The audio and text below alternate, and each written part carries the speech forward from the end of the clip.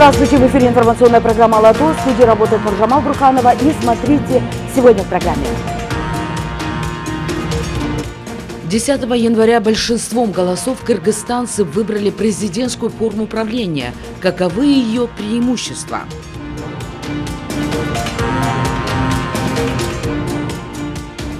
Начался первый этап оптимизации системы здравоохранения. Работа будет проводиться в 3 этапа.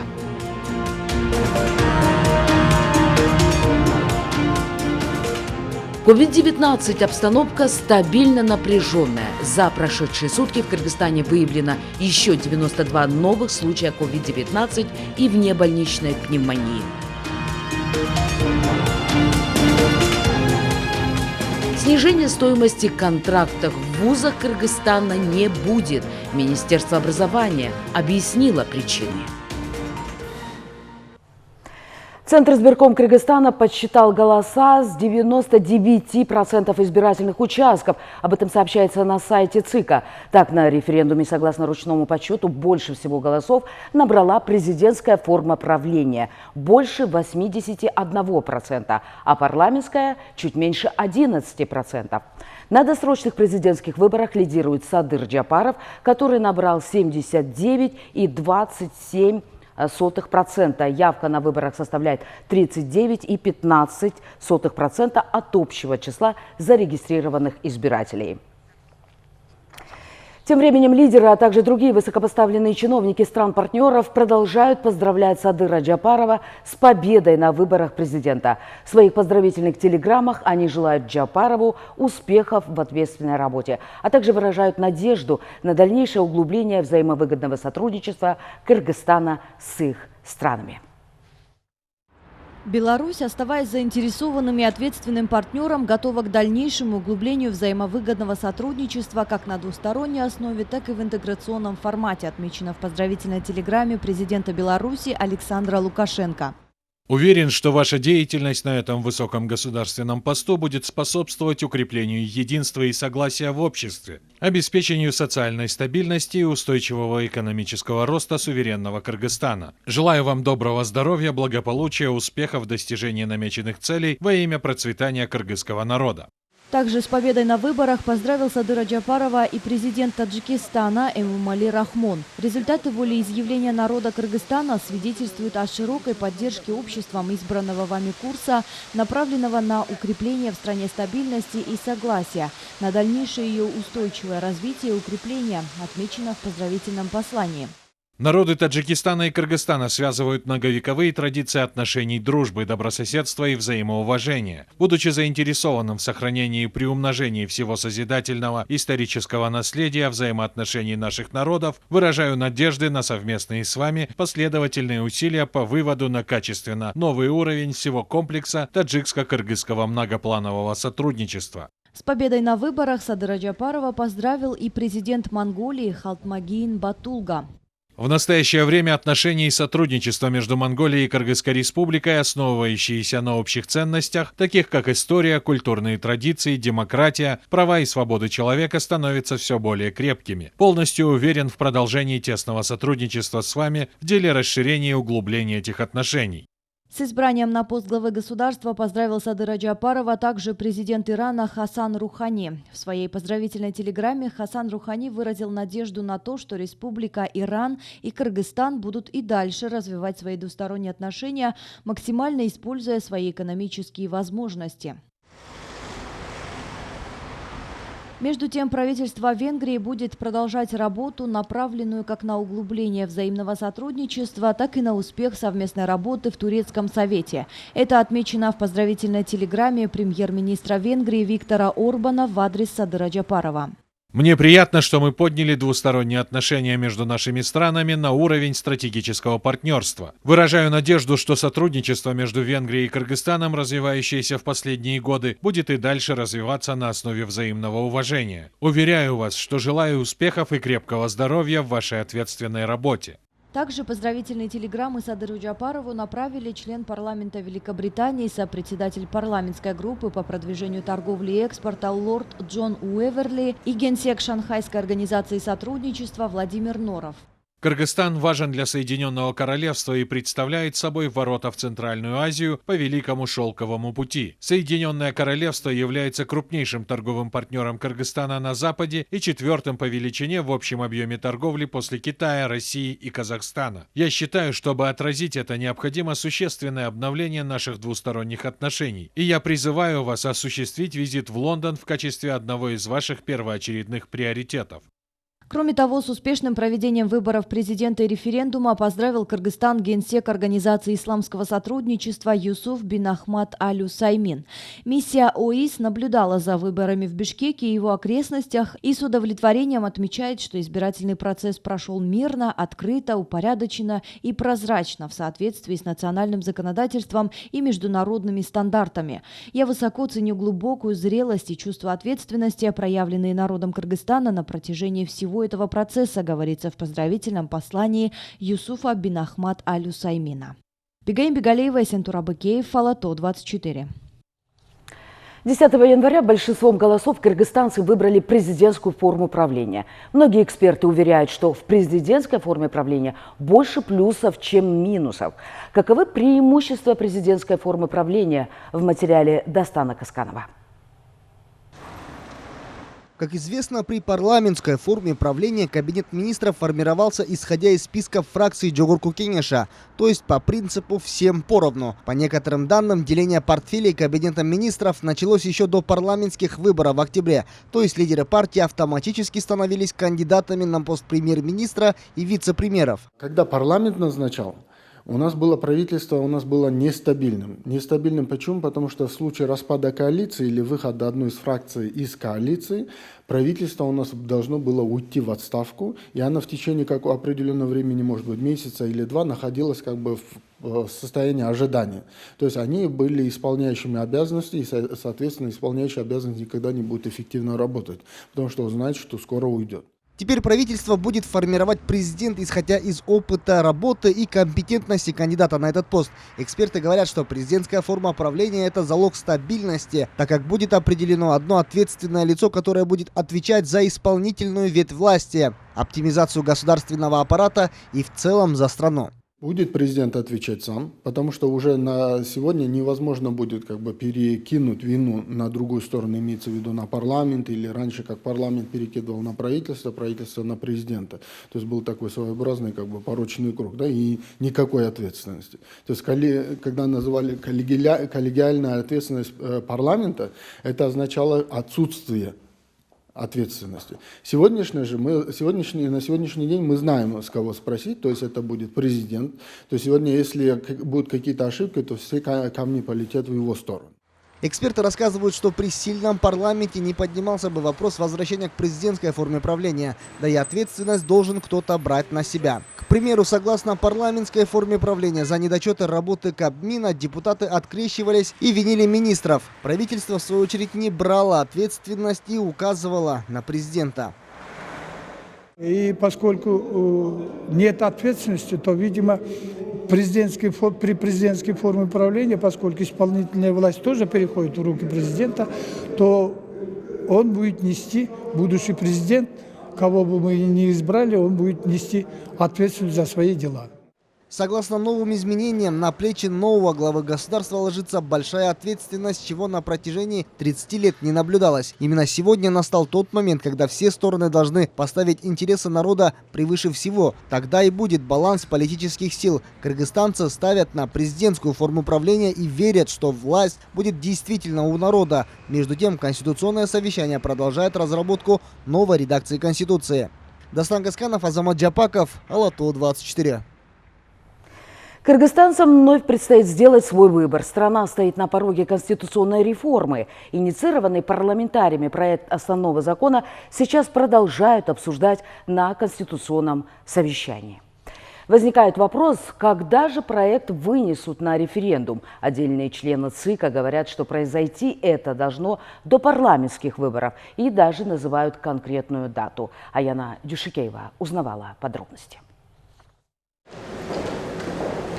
Чтобы состав нового парламента был сформирован согласно предлагаемым изменениям в Конституцию, а именно по смешанной системе, не только по партийным спискам, как это происходило до сих пор, необходимо вынести проект основного закона на референдум как можно скорее. Насколько я понимаю, это позиция, которая поддержана конституционным совещанием, но ее еще официально нигде нет. Но вновь избранный президент уже сказал, что парламент будет формироваться 50 на 50, 50-50, значит 50% по мандатов будет распределяться по пропорциональной системе, 50% по мажоритарной системе. Коль скоро мы хотим новый парламент, то он должен формироваться по новым правилам. А эти новые правила сейчас закладываются в новые редакции Конституции. Поэтому сначала референдум, потом, соответственно, парламентские выборы.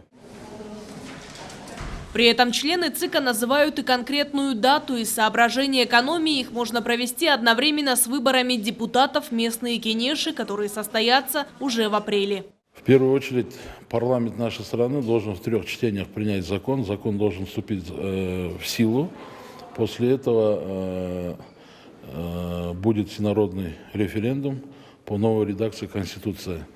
На мой взгляд, я думаю, это будет правильно в целях экономии бюджета нашей страны, потому что, вы знаете, на одну выборную кампанию уходит порядка 500-550 миллионов сомов. И я думаю, было бы целесообразно провести 11 апреля вместе с местными выборами. Пока же проект основного закона страны вынесен на общественное обсуждение. Свою работу продолжает Конституционное совещание. Только после лингвистической экспертизы проект с учетом всех замечаний и предложений будет направлен для рассмотрения в парламент страны. Аяна Дюшикеева, Синтур Абыкеев, Ала-ТО, 24.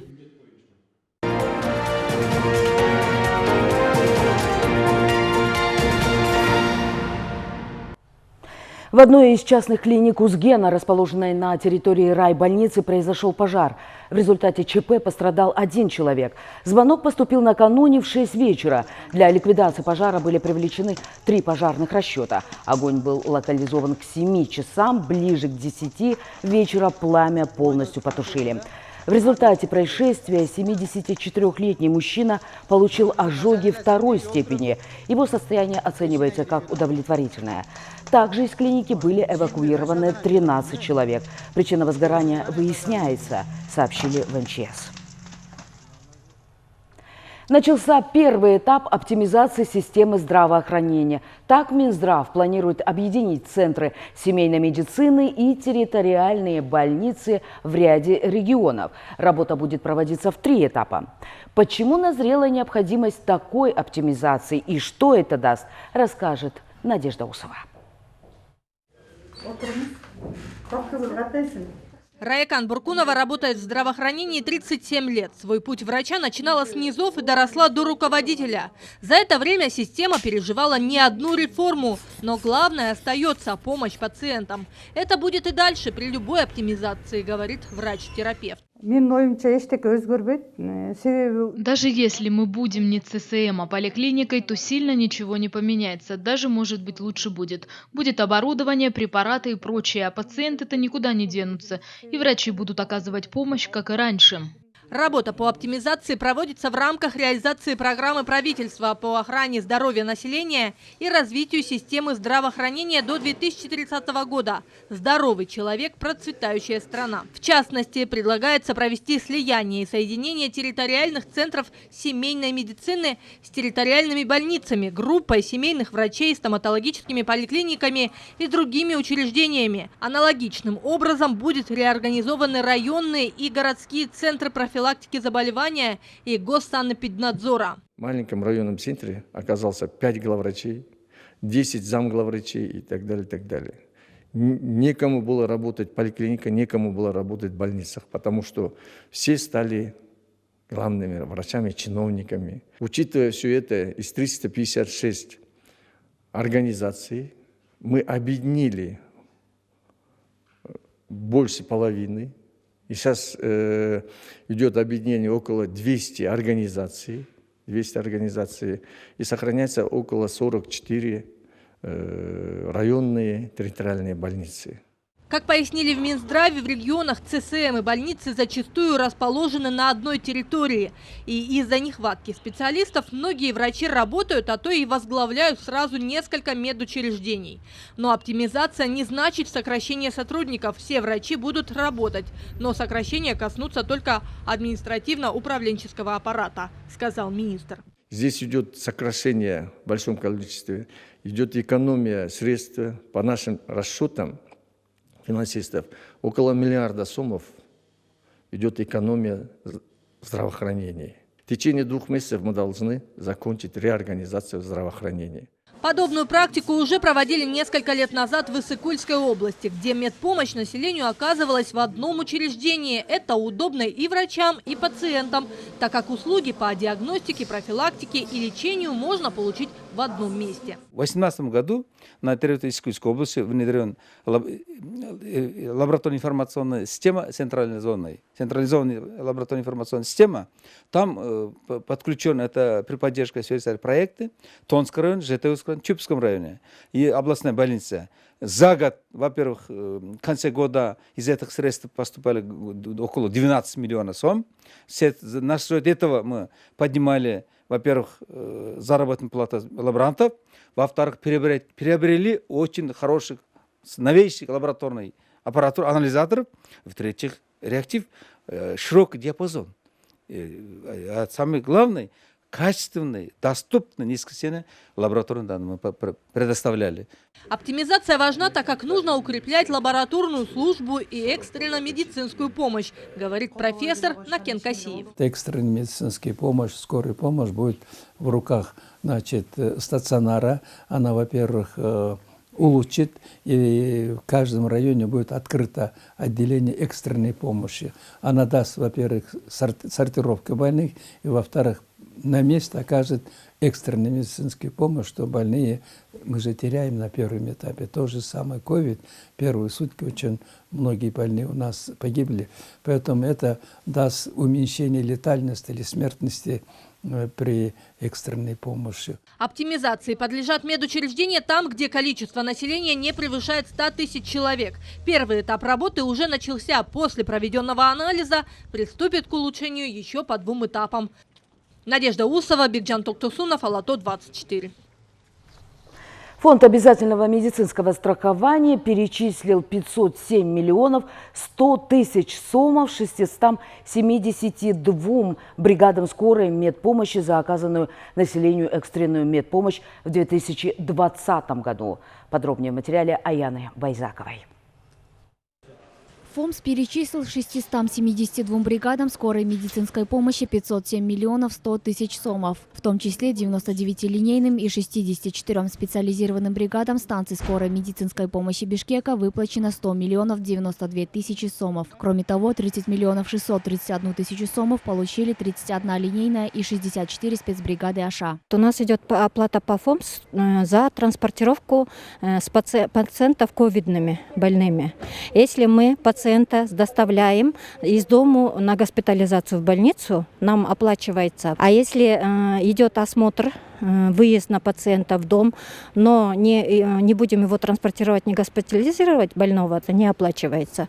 По словам главного бухгалтера скорой медицинской помощи Гульзиры Назаралеевой, компенсации выплачиваются в срок. Сумма компенсаций делится так. Врачи за транспортировку одного больного ковидом получают по 700 сомов. Средний медперсонал по 600. Младший, а это водители скорой помощи, по 500 сомов.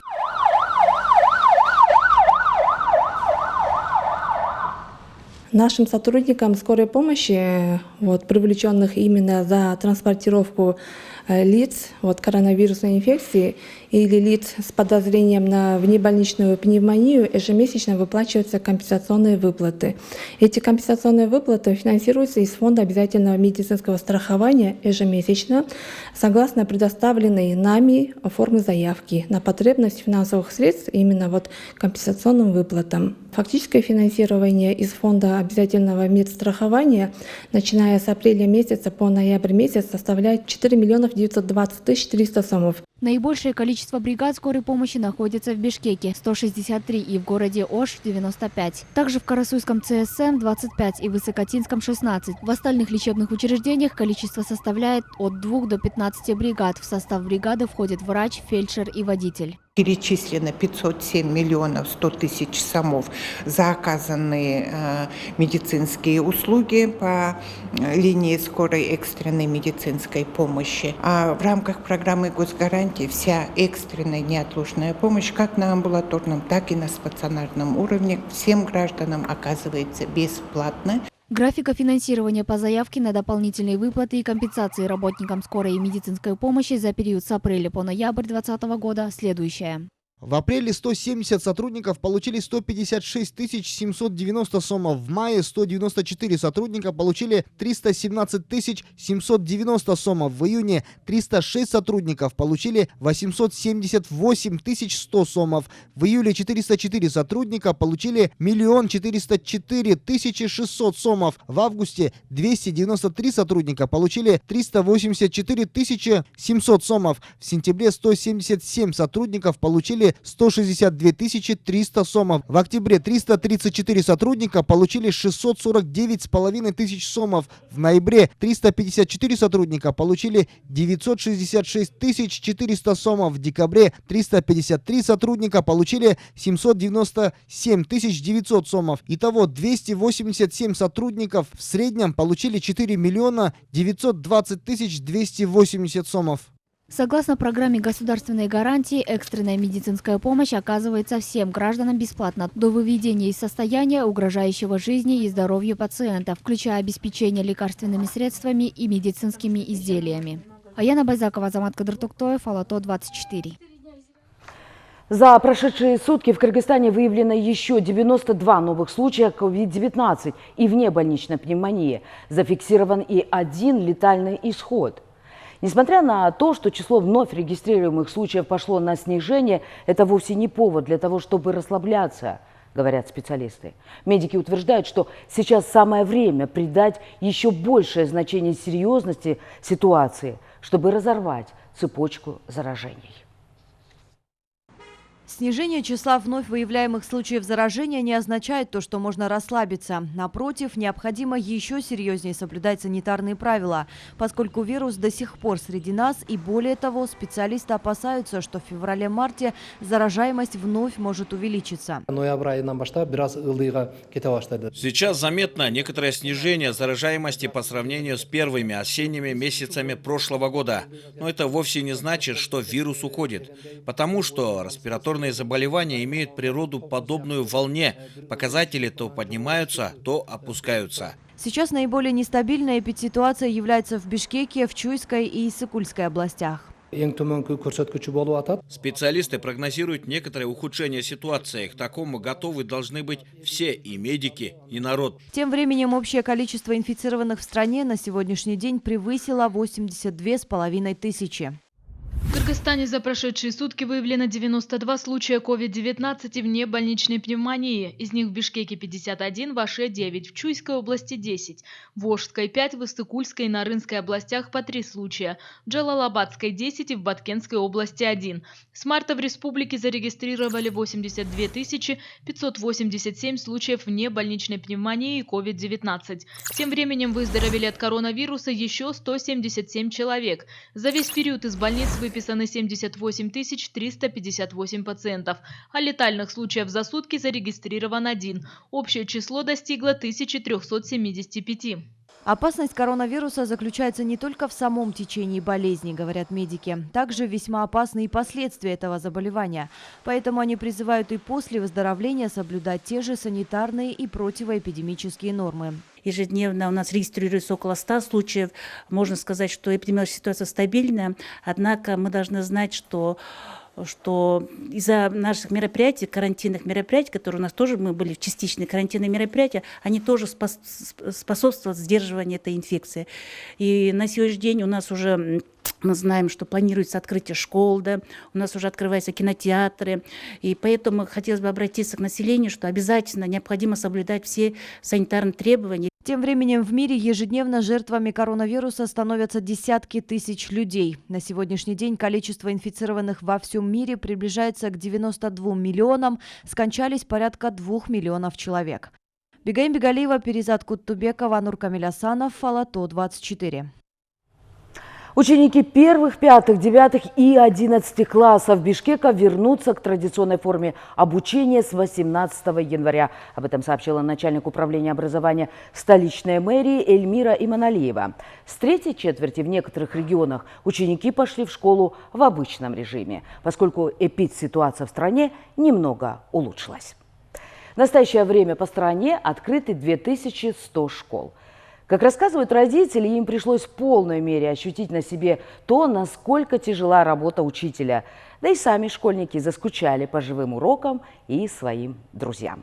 Продолжит Елена Ткаченко. Продукты. Фрукты. Фрукты. Положила. Положил на... Почти год школьники были вынуждены учиться дома, связываясь с учителями по интернету. Родители учеников столичной школы гимназии номер 1 попросили, чтобы их дети наконец-то начали учиться офлайн. И вот школа открыла свои двери. К нам практически каждый день обращались родители, просили побыстрее открыть школу, да и сами мы уже понимали, что нужно учиться офлайн. Мы обратились в санэпидемстанцию, в райотдел образования, и нам дали разрешение. В гимназии ученики сначала сидели в шахматном порядке, а потом уже учеба началась в обычном режиме. Среди детей случаев коронавируса не было выявлено. Температура тела учеников проверяется на входе в школу. У каждого есть антисептик и маска. Сами же дети рассказывают, что очень скучали по своим одноклассникам. Одноклассниктерди сагынат экенсиң. Биринчи күн келип суктанып атам. Например, доступ алдым, как-то легче вот. Онлайнда урок дети. Трудно было вставать из-за того, что до этого я вставал поздно. Я, конечно, очень рада видеть учеников в школе. За это время, с марта месяца, мы очень скучали по детям. Они за это время все подросли, и очень было сложно работать дистанционно. А сейчас, когда они пришли в реальном режиме, что все в школе, очень интересно работать. Дети все стараются. Видно, что дети очень соскучились по школе. Специалисты говорят о снижении качества знаний. Учащиеся будут повторять темы, которые они не освоили с третьей четверти. Выпускные классы, как и обычно, готовятся к ОРТ, экзаменам и международным олимпиадам.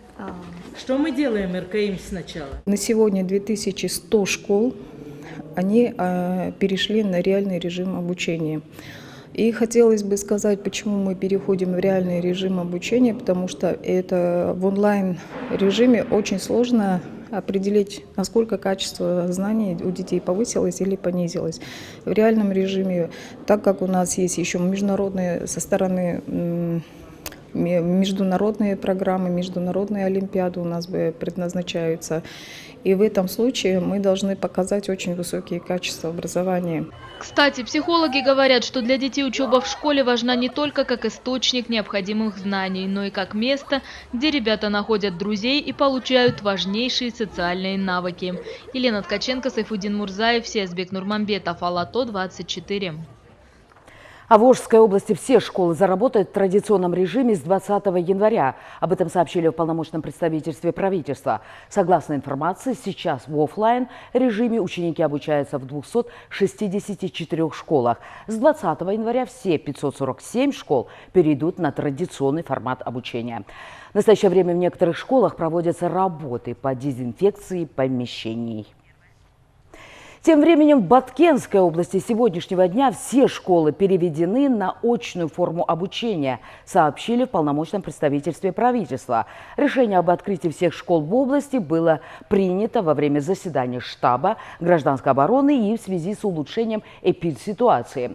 На заседании поручено усилить контроль за соблюдением санитарных норм в школах. Двери открыли 233 школы региона. Помимо этого, уже даны разрешения на возобновление частных детских садов, рассматривается и поэтапное открытие государственных садиков. В Джалабаде рассматривается вопрос о возобновлении работы детских садов. Специальная комиссия проверила санитарные условия, обеспеченность дошкольных учреждений дезинфицирующими средствами и отопление. Городской штаб в ближайшие дни вынесет решение по результатам проверки. Подробнее в нашем следующем материале. В Джалалабаде работает 23 муниципальных детских сада. В них воспитывается более 4600 детей. Но из-за пандемии все городские дошкольные учреждения приостановили свою деятельность с марта прошлого года. С начала этого, в связи с тем, что эпидемиологическая ситуация стабилизируется, рассматривается вопрос открытия детсадов. Мэрия города собрала специальную комиссию для проверки готовности учреждений.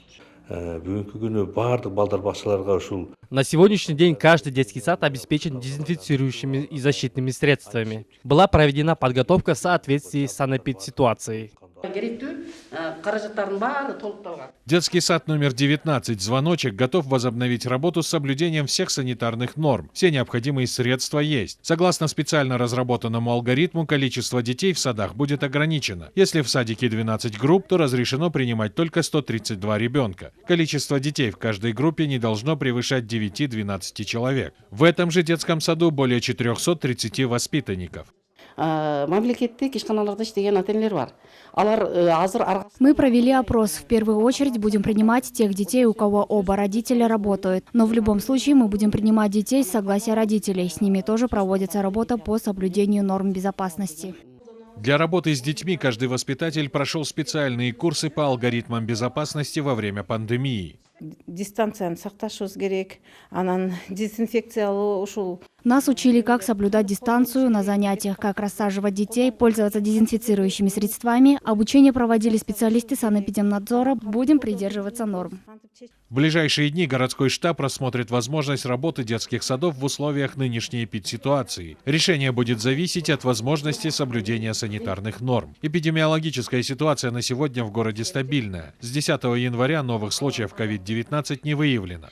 Нурбек Иманов, Нурказ Абдрахманова, Осмон Уламсадыр-Улу, Алмаз Сатаров, Алато 24, Джалалабад.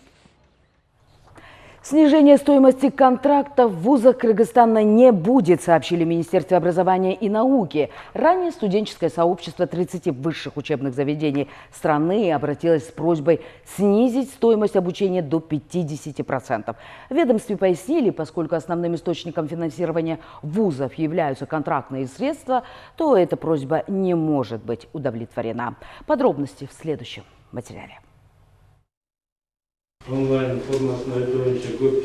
О скидках на контракты в вузах Кыргызстана говорят не первый год. Министерство образования и науки дало пояснение студенческому сообществу страны, согласно которому снижения стоимости обучения не будет. В республиканском бюджете на 2020 год на содержание подведомственных Министерству образования и науки Кыргызской Республики, организации высшего профессионального образования предусмотрено 5 миллиардов 108 миллионов 600 тысяч сомов. Специальные средства 4 миллиарда 518 миллионов 800 тысяч сомов.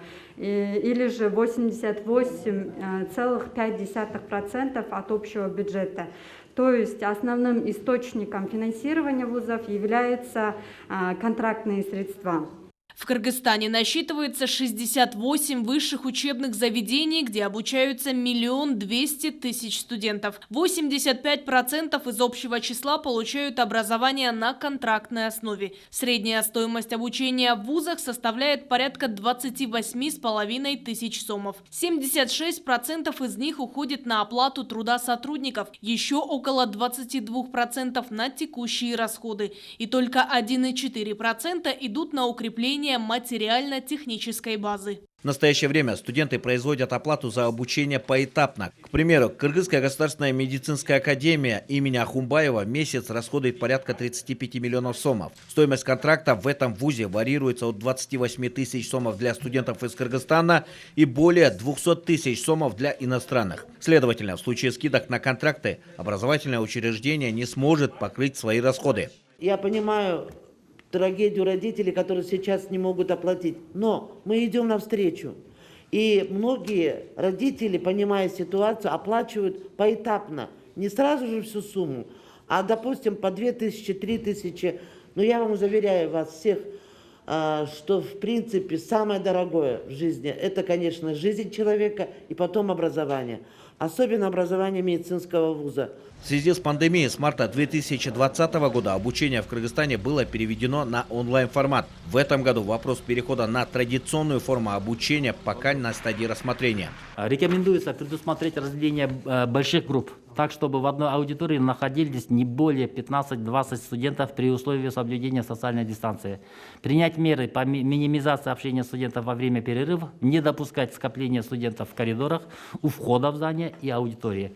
Не проводить массовые мероприятия среди различных групп студентов, проводить среди студентов работы по соблюдению мер профилактики COVID-19, лекции, видеоролики, материалы могут быть размещены на сайтах университета, учебно-образовательной организации.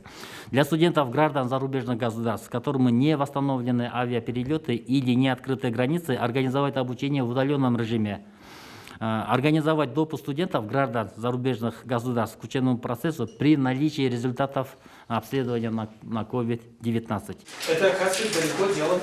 Отмечено, что весенний семестр студенты старших курсов и магистранты с февраля начнут по традиционной форме обучения. В то же время студенты всех курсов медицинских вузов перейдут на офлайн обучение. Улан Касенов, Нуркамиль Асанов, Алато 24.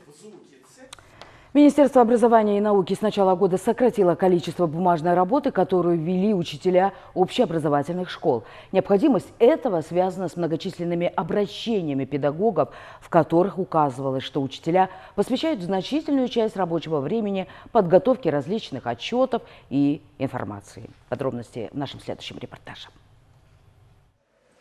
Стаж работы Гульмиры Байзаковой внушительный. По окончании университета она сразу перешагнула порог школы. С тех пор, как она вспоминает, уже прошел без малого 21 год. На сегодняшний день она уже заведующая учебной частью Национальной компьютерной гимназии номер 5. Как признается сама, быть учителем – это сложная работа. Но главное – это открывшиеся педагогические возможности, делится Гульмира. Эти сокращенные материалы в пользу к учителю. Потому что учитель может заниматься саморазвитием и может найти новые какие-то материалы. И у учителя еще есть дополнительно домашние работы, дома, по хозяйству тоже. На это тоже время нужно. Поэтому сокращенные материалы – это в пользу учителя. Еще плюс больше времени к учебному процессу. Учитель может найти какие-то новые материалы. Министерство образования и науки с начала 2021 года сократило количество бумажной работы, которую вели учителя. Теперь им не придется заполнять документацию по переводным экзаменам, делать фотоотчеты о проделанной работе, собирать информацию о детях, проживающих по микроучастку и многие другие документы, которые отнимали значительную часть рабочего времени учителя. У учителя будет возможность работать с детьми, то есть повышается качество образования. Если у учителей будет возможность работать над саморазвитием, то есть он саморазвивается, это в первую очередь выгодно для заучей. В первую очередь для директоров это выгодно. Поэтому этот вопрос адресуется не только отдельным категориям образовательной системы. Это направлено на повышение качества образования. Напомним, необходимость сокращения бумажной работы связана с многочисленными обращениями педагогов республики в адрес министерства. В них указывалось на то, что учителя посвящали значительную часть рабочего времени подготовке различных отчетов, информации и так далее. Вследствие этого педагоги испытывали колоссальный дефицит времени. Дастан Казканов, Эрлан Джунушалиев, Бексултан Курбанбекулу, Алато 24. До конца этой недели в стране ожидается неустойчивая погода. С 13 по 16 января на большей части территории пройдет снег. В горных районах возможны сходы лавин. Об этом сообщает МЧС. А в Бишкеке муниципальное предприятие «Тазалык» проводит работу по уборке снега с дорог для обеспечения безопасного проезда транспорта. А ситуация в республике в нашем следующем материале. Уборка снега на столичных улицах началась с 4 часов утра. К этим работам были привлечены 25 сотрудников дорожно-эксплуатационного отдела и 37 единиц спецтехники. А к 8 утра израсходовано порядка 164 тонн технической соли. Только в Свердловском районе было израсходовано 32 тонны инертного материала.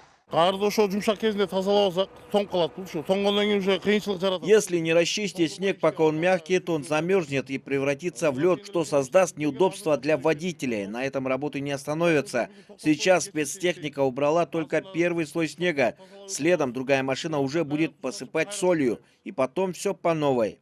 На перевалах Тойоашу, Алабель и Көкбель, Өтмек, Чапчыма и других ведутся работы по очистке и посыпке инертных материалов для обеспечения безопасного проезда транспорта. В связи с ожидаемыми осадками с 13 по 16 января в горных районах Кыргызстана на автодорогах Алабука-Ханышкия, Красная Горка, Ахташ и Алабука-Ханышкия, Кызыладыр ожидается сход снежных лавин, снежные заносы, накаты, гололедица. На сегодняшний день, как вы знаете, из 27 перевалов круглогодично действует у нас 24 перевалов.